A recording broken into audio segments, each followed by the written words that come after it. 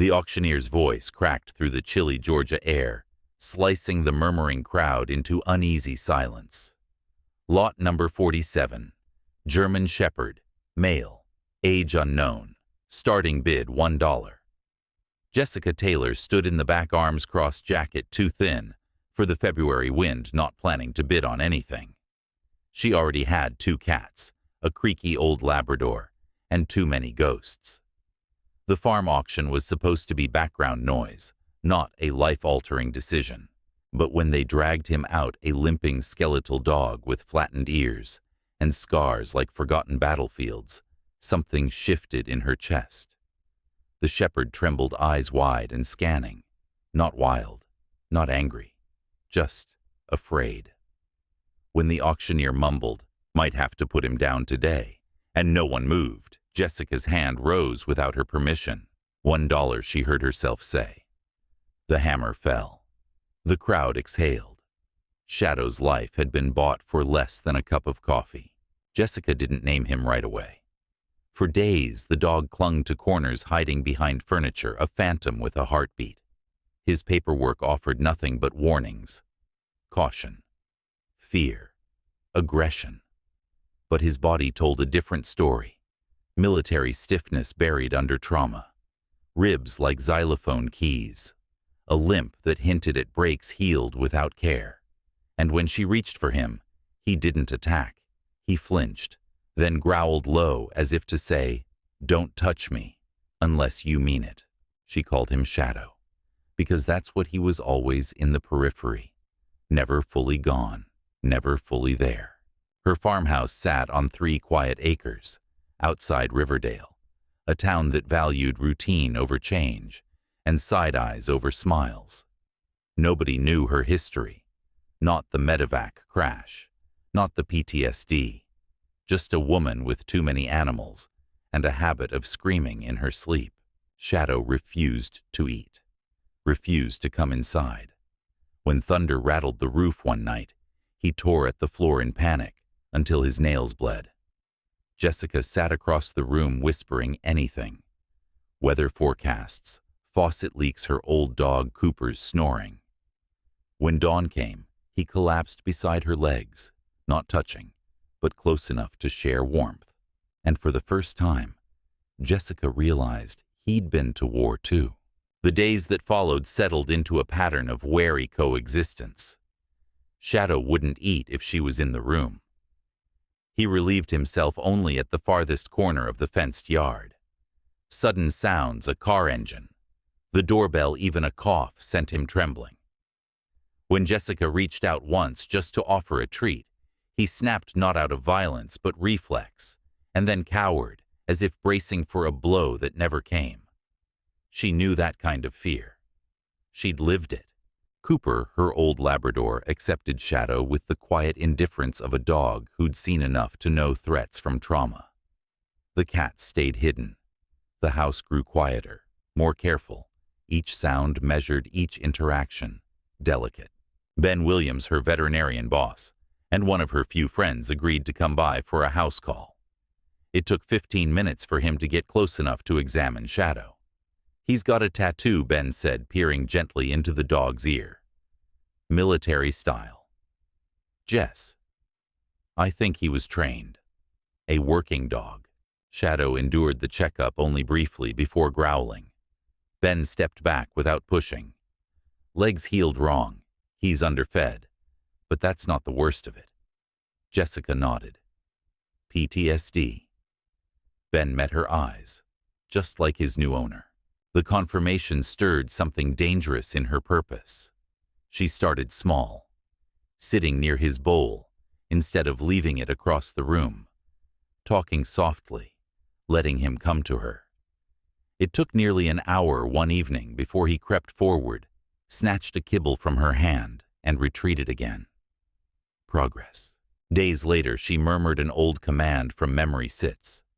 Shadow stopped mid-step and sat. Not out of obedience, out of memory. Muscle memory buried deep beneath scar tissue. She whispered more plots. Fuss. He responded automatic, eyes alert. For the first time, not haunted, but waiting. That night, as she brushed his coat, her fingers found a hidden tag tangled in his fur. Metal. Faded engraving. Delta 7. Shadow wasn't just any stray. He had a name, a unit, and a history someone had tried to erase. But Jessica, trained to save others, even when she couldn't save herself, wasn't about to let him disappear again. Jessica sat on her porch swing, the metal tag still clutched in her fingers. Delta 7. The number pulsed like a drumbeat. That night, she made the first of many calls. Fort Benning Public Affairs voicemail mazes. Most gave her nothing. Then finally a voice clipped military tired. "You found government property, ma'am. Return it immediately." She bristled. He's not it. He's a dog, a soldier, and he was discarded. She quoted the 2016 Military Working Dog Retirement Act, mentioned her own service. Her voice didn't waver, though her hands shook. "Fine," came the reluctant reply. "We'll look into it. No promises." Then the knock came. Sheriff Winslow stood on her porch, hat in hand, serious as always. "Jessica, we've got a complaint. Ethan Bradley says your dog lunged at his granddaughter. Says he's dangerous." Jessica stared at him, disbelief hardening into anger. "Shadow hasn't left my yard. He's scared of his own shadow, let alone strangers." Winslow crouched to see for himself. Shadow stood rigid against the house, trembling but silent. "Military dog, huh?" he said softly. "Recognize the posture. My brother-in-law used to train K9s. This one's seen action." Jessica braced herself. "Are you going to make me get rid of him?" "Not today," Winslow said. "But you've got 2 weeks. Town ordinance. Prove he's safe, or I'll have to enforce it." He handed her a yellow notice. "Town council meeting Thursday next." She didn't panic. She trained. Shadow didn't trust easily, but Jessica didn't give up. She sat beside his bowl every day, whispering, waiting. One morning she muttered sits again, and he sat faster this time. Plots. He dropped. Fuss. He moved to heel, a forgotten language brought back with patience. When she brushed his coat that evening, she whispered, "You weren't born to be forgotten." Shadow nuzzled her wrist. The town might have feared him, but Jessica was beginning to see him not as a threat, but as a soldier no one had debriefed. And now it was her turn to fight for him. Thursday came too fast. Jessica ironed her best shirt, straightened her spine, and walked into Riverdale's municipal building alone. The chamber was packed, Ethan Bradley seated front and center, arms crossed like a verdict already passed. Jessica clutched Shadow's worn tag in her pocket, as if it could anchor her. Council President Diaz called her name. 5 faces looked down at her from the dais, expressions guarded. "Ms. Taylor, you're here to contest the petition regarding the German Shepherd in your care." Jessica stepped forward. "His name is Shadow." Her voice rang clear. "And before you decide his fate, you should know he served our country." She laid it all bare, his condition, the military-style commands, the PTSD. "He's not aggressive. He's hypervigilant. He flinches. He hides. He doesn't need punishment. He needs healing." Councilman Perkins leaned forward. "With all due respect, trained military dogs can be dangerous." Jessica didn't flinch. "They're also disciplined. Shadow has never hurt anyone. He responds to commands. He's been failed by a system that trained him for war, but gave him no path home." Then Bradley rose. "My granddaughter was nearly attacked." Jessica turned to face him. "Shadow hasn't left my fenced yard. Maybe what she saw was fear, not threat." President Diaz pressed. "Do you have qualifications in animal trauma?" Jessica's hands didn't tremble. "I was a combat nurse. I've treated soldiers with PTSD. The principles are the same. And I'm working with Dr. Ben Williams. He's overseeing Shadow's care." Right on cue, Ben stood from the back. "I've examined him. He shows no signs of unprovoked aggression. He needs rehabilitation, not euthanasia. He handed over documents, safety plans, research progress reports. Miss Taylor is uniquely qualified to help him recover. The chamber hushed. President Diaz flipped through the pages. Miss Taylor, would you agree to these safety protocols? Jessica didn't hesitate. Every single one. The vote didn't come that night. But a compromise did 30 days. 1 month for Shadow to prove he wasn't a threat. After that, an independent evaluator would decide his fate. As she left the building, Bradley brushed past her. This isn't over, he growled. That dog's dangerous and the town will see it. Jessica didn't answer. But when she got home, Shadow was waiting at the door. And when she sat on the porch steps to catch her breath, he lay beside her close, solid still. They had 30 days, and they were going to make everyone count. The mornings became a rhythm, the rattle of kibble in her hand, the soft murmur of "you're safe now," and Shadow's tentative steps toward trust. Each meal was a lesson in patience, each command a test of memory buried beneath fear. Jessica no longer treated him like a broken creature. She treated him like a soldier in recovery.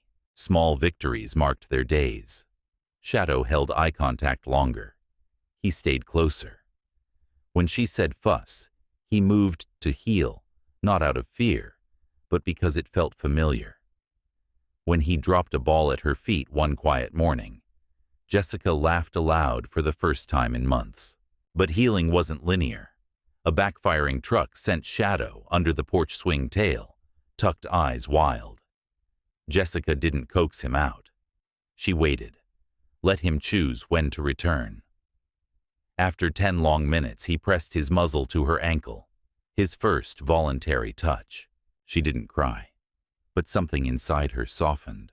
Determined to uncover more, she sent emails to every military contact. She had old friends, patients, officers. Most led nowhere. Then came a message from Lieutenant Rodriguez, a soldier she'd once treated. Your dog's tag matches a unit deployed to Kandahar. I've forwarded your inquiry to someone who might know more. The next day, a voice crackled through the phone. This is Captain James Nelson. I knew Delta 7. Jessica's heart leapt. Nelson explained Delta 7 had been assigned to Kandahar province. His handler, Staff Sergeant Marcus Cooper, was medically discharged after an incident in 2020. There were budget cuts, he added, voice tightening. Some dogs were reclassified as surplus-labeled equipment instead of veterans. Jessica's stomach turned. Equipment. But there was hope. Nelson gave her a lead, Jake Thornton, a former Marine who ran a rehab center for military dogs just an hour away. Second Chance K9 sat on 40 acres of red clay and quiet woods. Jake was broad-shouldered, steel-eyed, with a prosthetic leg and zero tolerance for pity. When Shadow entered the training yard, Jake watched silently. Delta 7, he murmured. I remember hearing about him. Impressive detection work. He offered Jessica what she hadn't dared ask for: training guidance and belief. We'll teach him to trust his instincts again. But it won't be easy. Jessica looked at Shadow, who now stood near her, without trembling. Nothing worth saving ever is, she said. Jessica and Shadow became regulars at Second Chance K9. Jake taught her how to reshape trauma into focus, how to redirect hypervigilance into detection games, how to build routines that offered safety, not surprise. Progress came in slow, quiet victories. Shadow learning to pause before reacting, to respond instead of retreat. One day he dropped his leash at her feet and barked just once. A small, hoarse sound, but it carried joy.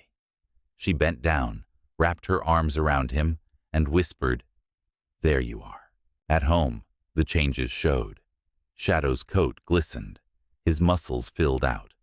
The limp remained, but it no longer defined his movement. Neighbors still whispered. Children still crossed the street. But Jessica saw something else. curiosity returning to his eyes, a flicker of purpose. Meanwhile, her search for Marcus Cooper continued. She created a web page, Finding Shadow's Handler. She posted photos, his tagged the story. Slowly, word spread. Military forums picked it up. Support groups shared it. 3 weeks in, she received a message from Claire Bennett. My brother served in Afghanistan. I recognize that unit number. He hasn't been the same since he lost his dog. Marcus Cooper missing in more ways than one. No contact info, no address. Just a promise I'll mention Shadow next time we speak. It wasn't much, but it was something. As Shadow's 30-day evaluation loomed, even Ben noticed the change. If I didn't know better, he said, stroking the shepherd's head during a checkup, I'd think he was just another pet. You've done something remarkable, Jess. Not everyone agreed. Jessica found a crude wooden sign nailed to her fence one morning. Dangerous dog. Enter at your own risk. Fear still had a loud voice in Riverdale. But Jessica didn't tear it down. She let it stay, because when Shadow sat calmly beside her that evening, watching the sun dip below the trees, she knew the truth. He was no longer a shadow. He was coming home. The storm rolled in like judgment sheets of rain, pounding the roof, the creek swelling into a brown torrent. Jessica's phone buzzed. Sheriff Winslow. Lower Russell Road's flooding. We're evacuating. Jim's the emergency center. We need medical hands. Can you help? Her eyes fell on Shadow. Leaving him alone in a storm risked everything they'd built. I'm coming, she said, but I have to bring him. Winslow hesitated. Bradley's part of the evac team. He'll be muzzled and leashed, Jessica promised. And you might be surprised he's calm under pressure. At Riverdale High School, the gym buzzed with chaos volunteers, evacuees, crying children. Shadow pressed against Jessica's leg, but stayed grounded. She worked through triage like muscle memory sprains, blood pressure splinters, while Shadow stood steady at her side. Children approached cautiously. Jessica guided them with calm hands, letting them pet him one by one. An autistic teen sat silently beside Shadow for nearly half an hour, gently stroking his fur. Not a single growl, not a flinch. But then Bradley stormed in, eyes locking on them. He marched to Winslow, pointing. Words were exchanged. Winslow approached Jessica, with warning in his voice. Bradley's demanding he be removed. Before she could reply, a woman burst into the gym, soaked and gasping. My daughter Emily, she's missing. The creek rose, she ran into the woods. Daniel's searching, he hasn't come back. The air shifted. Urgency replaced fear. Winslow barked orders, assembling search teams. Jessica stepped forward. Shadow can help. He's trained. Bradley turned red-faced. Keep that dog away from my granddaughter. Winslow held up a hand. We use every resource we have. Emily's mother pulled out a backpack. Her sweater's inside. Jessica knelt, held the sweater to Shadow's nose. Fine, she whispered. The change was instant. Shadow's body tensed, not with fear, but focus. The nervous dog vanished. In his place stood Delta 7, sharp-eyed, ready waiting. He looked up at her for the command. Shadow surged ahead through the storm nose to the soaked ground, weaving with instinct and urgency. Jessica followed, boots slipping in mud, lungs burning. Rain lashed through the trees as the creek roared nearby, angry and swollen. Visibility was low, but Shadow moved with purpose. Then he froze, changed direction, and ran. Jessica barely kept pace as they crested a rise, and there, caught in the dying light, she saw them, Daniel Bradley, pinned beneath a fallen tree, and Emily clinging to him, eyes wide with terror. The ledge beneath them trembled, one more gust away from collapsing into the flood below. The killer dog, Emily shrieked when she saw Shadow. Jessica raised both hands. Emily, he's here to help. Please trust me. Daniel grimaced, blood running down his leg. Jessica, I'm stuck. It's giving way. Jessica radioed their position, but help was 15 minutes out too long. She turned to Emily. Come here, sweetheart. We need to get you to safety. The girl shook her head, eyes locked on Shadow. He'll hurt me. No, Jessica said firmly. He's a hero, Emily. Just like your dad. And he's listening, watch. Platz, she commanded. Shadow immediately dropped to the ground, head low, still as stone. Jessica turned back. He listens. You're safe. Hesitant, trembling, Emily crawled toward her. Jessica pulled her close, checked her for injuries, then whispered, Now we help your dad. I need Shadow's help. Can you be brave with me? Emily nodded. Jessica directed Shadow to the base of the fallen tree. Fast, she called. He gripped the branch with his jaws.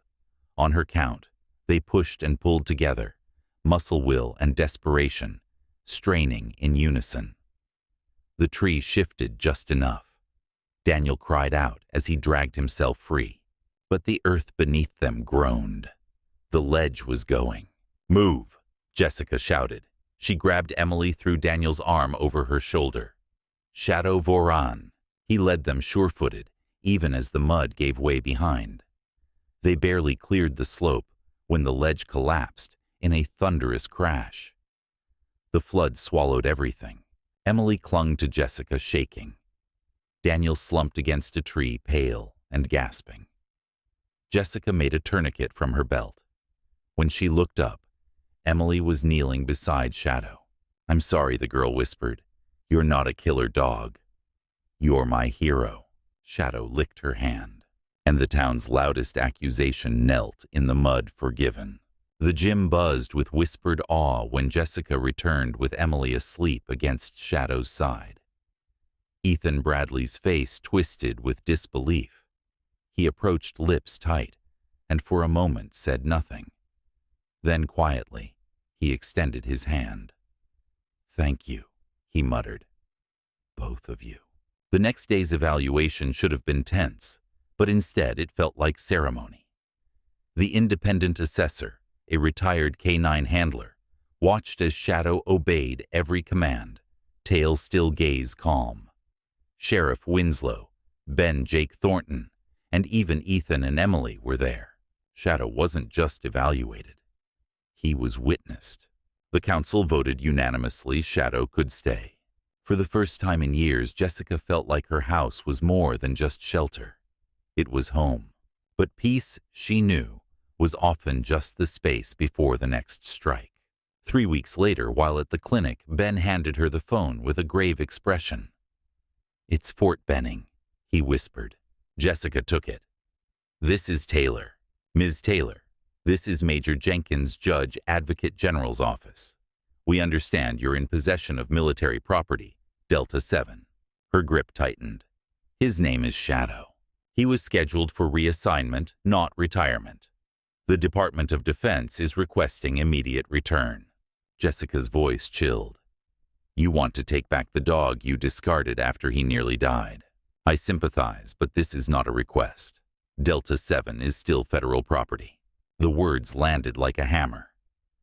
Shadow, the dog who had just saved a life, who had just begun to live, was being claimed like a misplaced tool. Jessica hung up, pulse racing. They're coming tomorrow. Ben's jaw clenched.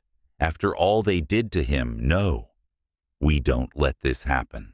That night, Jessica sat on the porch watching Shadow chase a moth in the tall grass, his gait uneven but free. The military hadn't cared when he was starving and broken. But now that he was a symbol, it wasn't about duty, it was about optics. And that made her furious. She called Jake. What can I do? They can't take him unless they prove he wasn't retired. That's the law, Jake said. But they'll say he was reassigned. You need proof, something concrete. Jessica looked at the worn tag around Shadow's neck. Delta 7. Somewhere someone had the answers, and she was going to find them. Jessica dove headfirst into the bureaucracy she thought she'd left behind. Emails, phone calls, archived news stories, each one a desperate attempt to trace Shadow's true status. The military claimed reassignment, not retirement. But no one could explain how a dog scheduled for duty ended up malnourished at a backwoods auction. She called Jake again. How do I prove they gave up on him? Jake hesitated. You need a paper trail, transfer orders, retirement documentation, anything that says he was released from service. Without it, it's your word against theirs. Isn't there anyone who can help? There was silence on the line. Then softly, there might be. But it's a long shot. That long shot arrived as a call from Claire Bennett, Marcus Cooper's sister. I told Marcus about Shadow, she said. And I think he wants to see him. Jessica nearly dropped the phone. Where is he? He's still in the Appalachians. Off-grid, but I convinced him. He'll meet you. One time. No promises. A week later, Jessica and Shadow stood at the edge of a mountain trail. Marcus Cooper emerged like a ghost in camouflage-bearded, limping eyes, hollowed by war. He didn't speak at first. He knelt instead. Shadow stared, ears stiff, unsure. Then recognition. The tension broke like a dam. Shadow stepped forward, tail low, head bowed. He rested his muzzle in Cooper's palm. Jessica swallowed a lump. I need your help. Cooper didn't look up. They tried to reassign him after the blast. Said he was damaged goods. I fought it. They ignored me. So I walked. She nodded. They're trying to take him again. He stood slowly. They won't. Not this time. Marcus Cooper's testimony arrived not with a lawyer, but with a letter handwritten, signed and mailed directly to the JAG office. In it, he described Shadow's service record, the blast that separated them, and the failed adoption attempt that followed.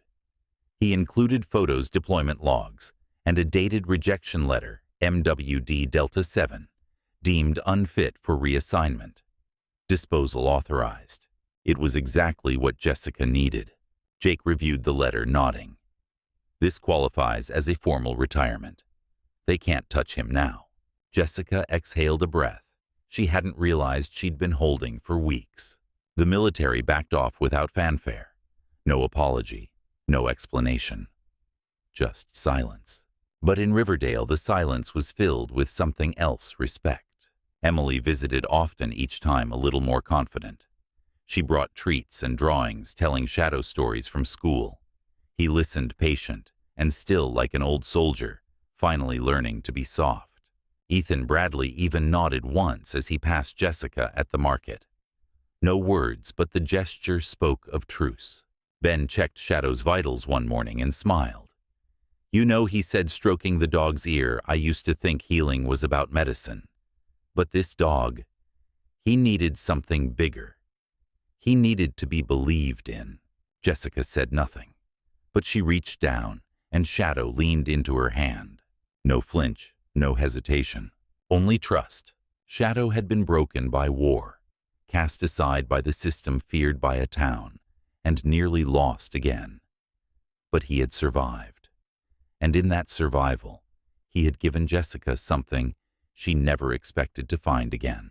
A reason to fight, a reason to stay, a reason to hope. On the 1-year anniversary of Shadow's adoption, the Riverdale Gazette ran a front-page story, From Auction to Hero, the Dog Who Changed a Town. The photo showed Shadow sitting beside Jessica on the porch, head-high, eyes soft. Emily curled against his side. Jessica hadn't planned anything. But when the sun dipped low that evening, casting golden light across the wraparound porch, she lit a candle. Not for ceremony, but memory. She thought of who she was the day she raised her hand at the auction, lost, untethered, more ghost than woman. And now, she had roots. She had a mission. And beside her lay a German shepherd, once marked aggressive, not suitable for families. Now a protector, a friend, a mirror to her own healing. Shadow stirred, lifted his head, then placed it in her lap. She ran her fingers through the fur at his neck, where the Delta 7 tag still hung, cleaned, polished, and renamed. Shadow, retired, home. A soft breeze stirred the candle. Jessica smiled. I told you we'd figure it out.